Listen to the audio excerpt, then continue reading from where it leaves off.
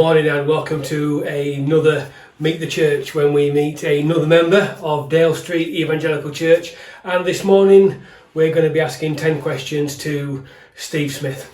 So 10 questions to find out a little bit more about Cowboy Steve. Over to you.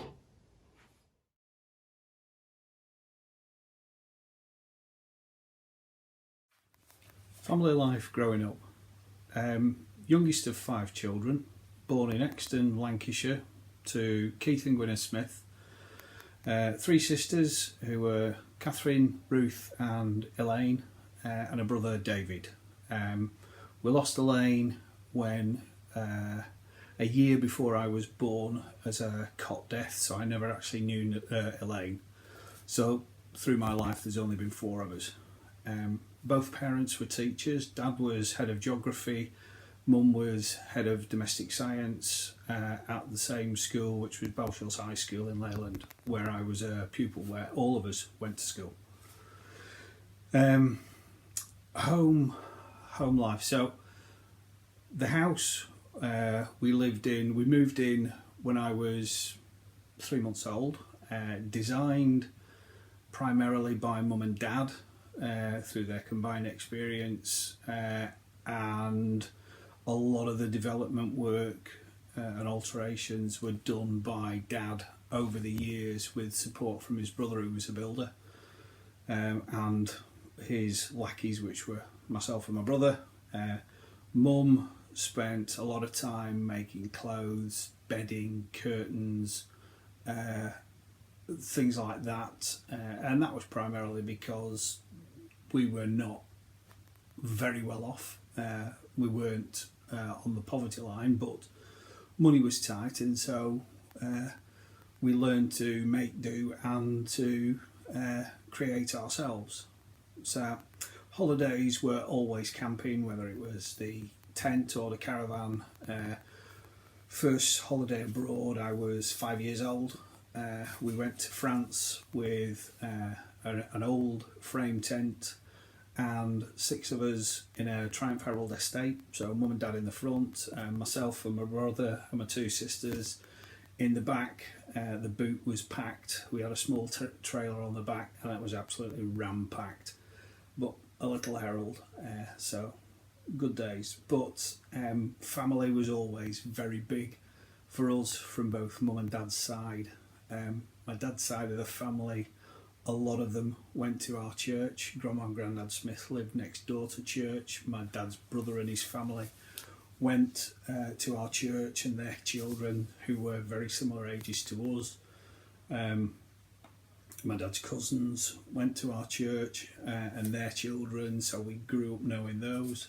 And then on Mum's side of the family, they were all from the sort of Manchester, Cheshire area, and there were frequent gatherings of that side of the family, which was great for growing up in. So family was very, very important and big to us. And Mum taught us very early on that be huggers, so a hug goes a long way. So yeah, that was family life.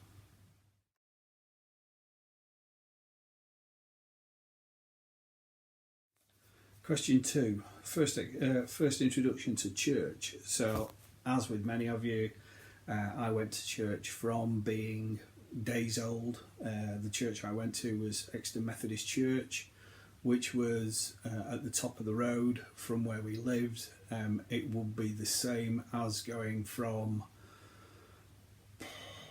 150 yards next door, and my dad's mum and dad lived next door again. So my first recollections were in, I guess, what you'd call the creche, that was run by a wonderful woman who was known as Auntie Winnie to everybody.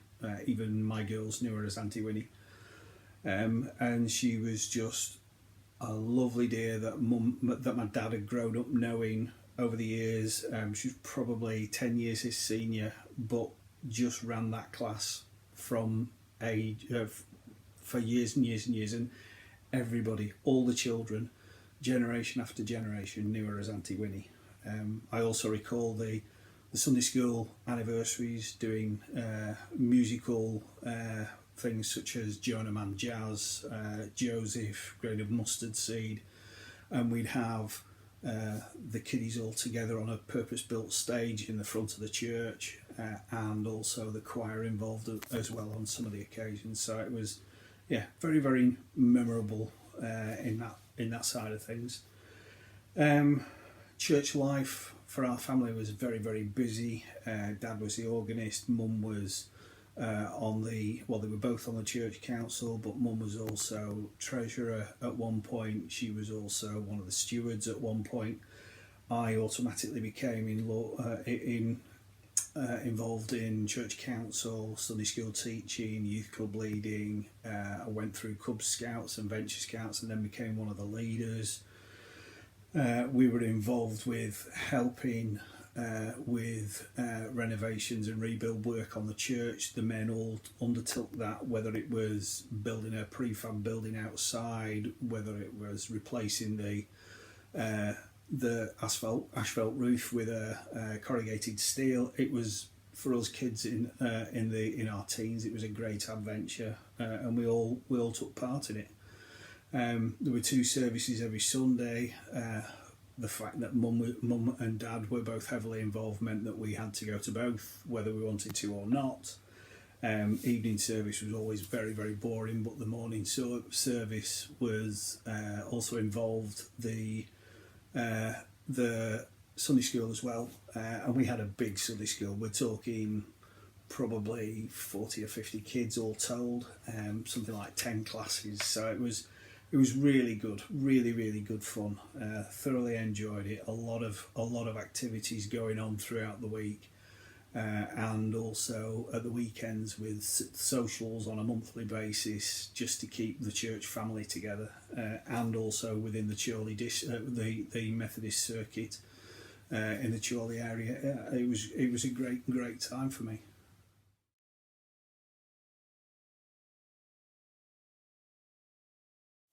What did I want to be at 10 years old? I wanted to be a truck driver, a lorry driver. No idea why. I just wanted to be a lorry driver.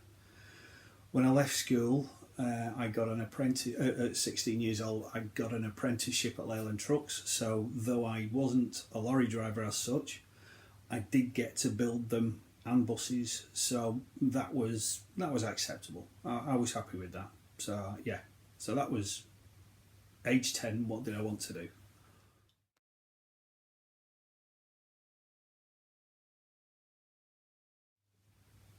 Teenage years for Steve Smith. Right. Very involved at church, like I've already said.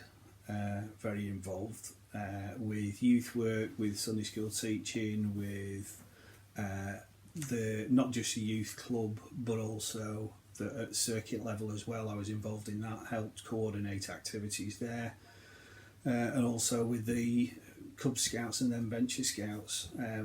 It was kept me very, very busy. I had standard sibling rivalry with my brother. He still is 2 years older than me, and decided that I would be an easy picking point for him. So there was constant friction and warfare, and it wasn't helped by the fact that we shared a bedroom. And in the later teens, we kind of lost our way a little with each other. I became less involved with my cousins because I was the brunt of all the jokes, sort of thing. So I sort of wandered off and did my own thing, and I kind of got lost a little bit anyway, mixing with the wrong people, easily led. Nothing drastic, nothing extreme, just not what Mum and Dad and the rest of us had in plan for me. And when I look back, not exactly proud of what I did, but overall, the majority of the teen years were pretty decent, really. A standard school report was tried hard laxability. More realistic was can't be bothered. So effort was not the best thing on me as I was going through my mid-teens.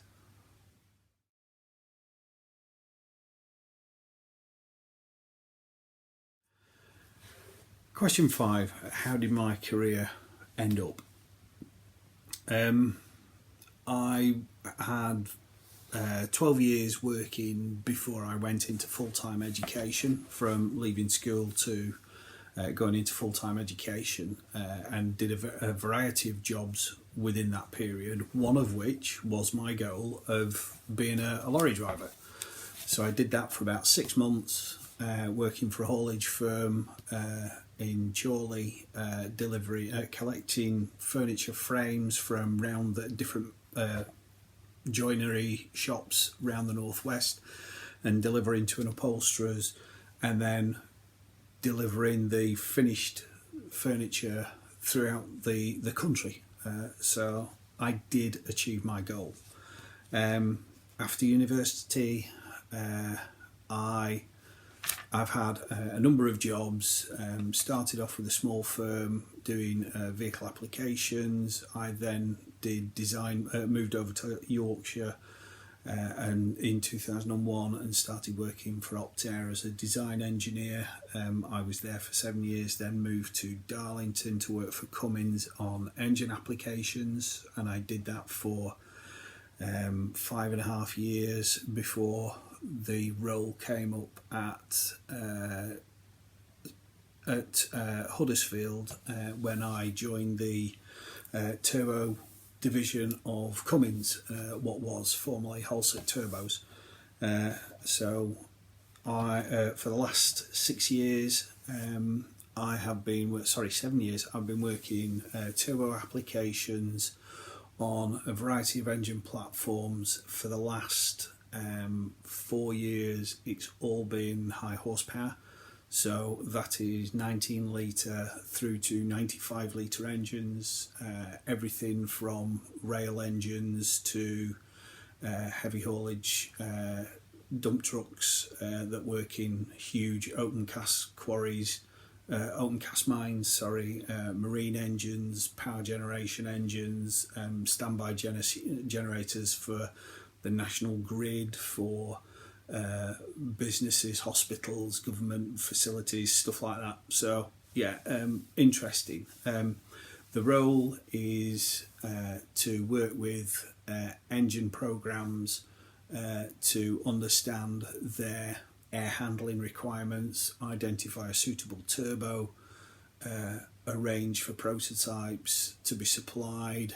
We go through a whole series of testing to validate the turbo meets the customer's requirements and is going to be fit for purpose out in the field, and take it right the way through to release for production.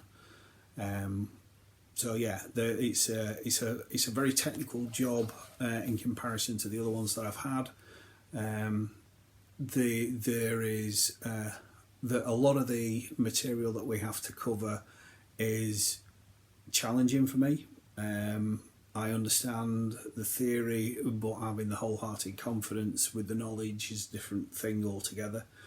But the customer facing aspect of the job, I seem to take on quite well, and so that sort of counteracts, and I do okay.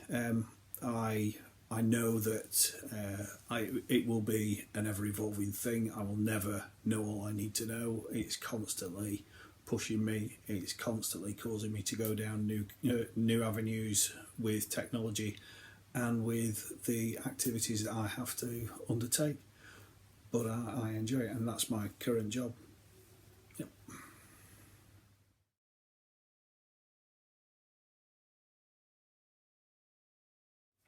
Hobbies outside of church. Over the years, there's been many things: football, golf, cycling, walking, motorsport, helping Dad with DIY when I was younger, helping at church with the improvements and the DIY work there. And I guess the results of that is that now I've got my own little castle. The garden and the house maintenance and so on are my sort of entertainment, for want of a better description. I guess you call it a hobby. It's an ongoing thing. You're never finished. There's always things to do. I find that over the years and still to this day, there are limitations. One is my confidence. I have a low self-confidence, so that impacts me. Taking on bigger and better jobs. The other thing is the usual story of finances, but you cut your budget accordingly and take on the tasks that you can. The other hobby I have is vehicle maintenance. Pretty much every car I've had until the Volvos I've maintained myself, keeping them afloat from scrapyards, as many people have done in the sort of 60s, 70s and 80s, I guess. And that's always been a passion of mine. I enjoy it. I've worked to gradually build up a whole host of tools that I always wanted when I first started, and I'm pretty much getting there. And I guess that's why I took on the restoration of the Vitesse. But the big but is it's my confidence in my own abilities that sort of hold me back from getting on with it. But the overall, you with the hobbies that I have, it's always doing stuff, and the finished result, corrected garden, new gutters, whatever it may be, the finished result, if it looks the part, you get a real sense of joy and achievement and pride out of it. So that's what I enjoy.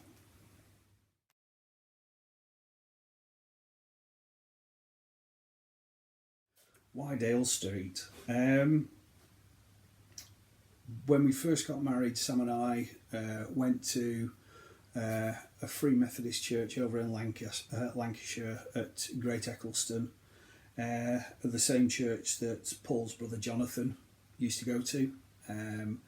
And so we were great friends with Jonathan and Rachel, his wife. When we moved over here, Jonathan gave me Paul's contact details, so naturally we got in touch with Paul. We did try the Methodist church in the village first, just for ease and simplicity, but it didn't necessarily gel with us. It was a little bit too sort of dated and limited. There wasn't much food for the message there.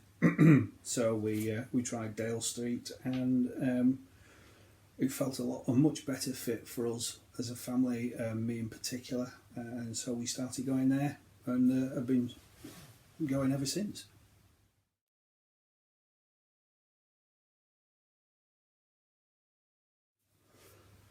How was I saved? I was saved quite late on, in the grander scheme of things. I was 31.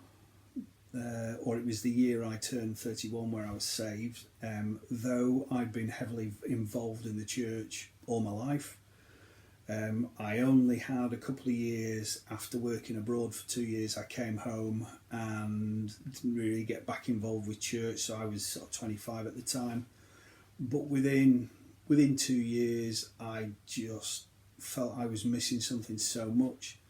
So I got back involved, and before I knew it, I was again involved in helping lead the discussion group with the sort of 15, 16-year-old kids. I was running the youth club again, and so on. And so I got heavily involved, helping at circuit level as well, back doing the stuff I used to do before, and really enjoying myself.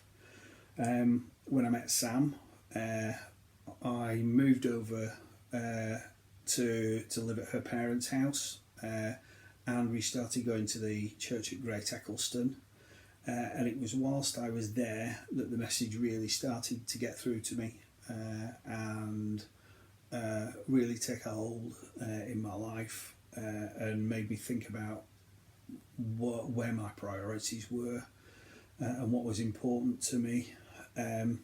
I've been confirmed as a baby. I've been christened as a baby. Went through confirmation as a teenager. but it was something that all the other kids were doing, and though I went through the lessons and took part in all the discussion groups and so on, I didn't feel led to really take it into my heart. I understood, I believed in God. There was no two ways about that. I've always believed in God, but I hadn't accepted him as Lord and Saviour. That happened throughout the course of 1998. It was a very busy year for us. There's lots of things going on. We got married and so on, but both Nadine and I got baptised at the end of the year. And it was primarily through the work that we've been involved with at the church at Great Eccleston, and the messages that we'd heard during the services.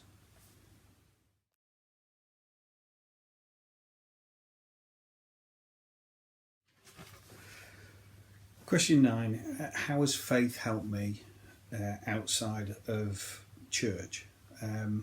The flippant answer is she does her share of the pots and she helps with the cleaning.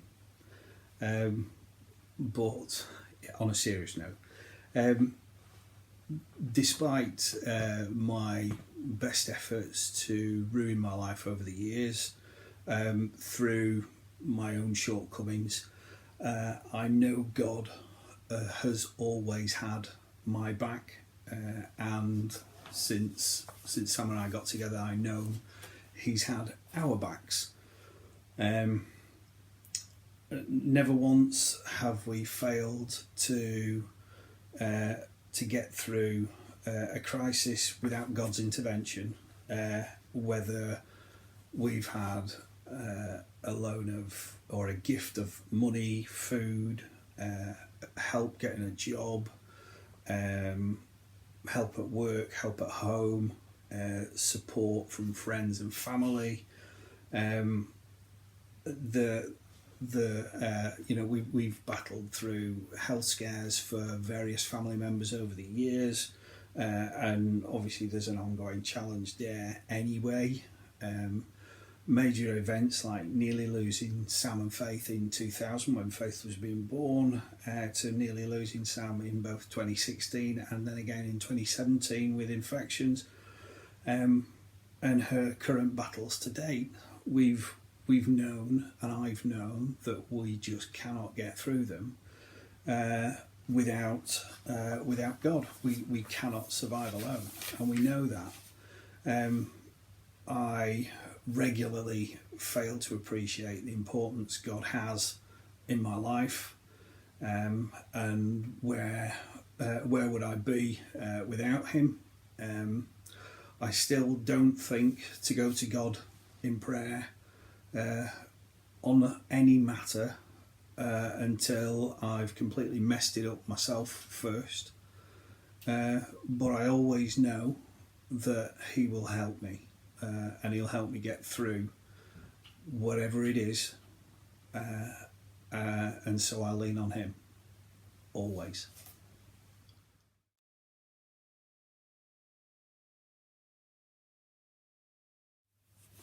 Question 10, my go-to verse. Psalm 46, verse 10.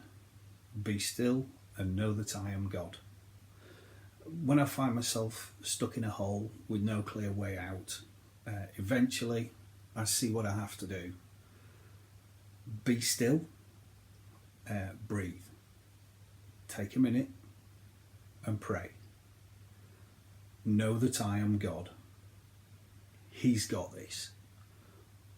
I can do the best I can and leave the rest to God.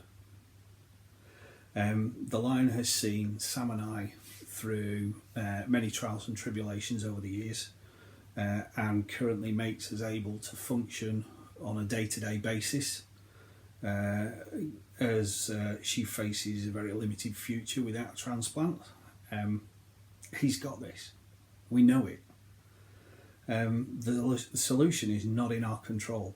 It's in his. I have no idea what the coming years will hold, for me or for us. But every time that fear and dread and panic start to rise up, the verse comes into my mind and acts on my heart.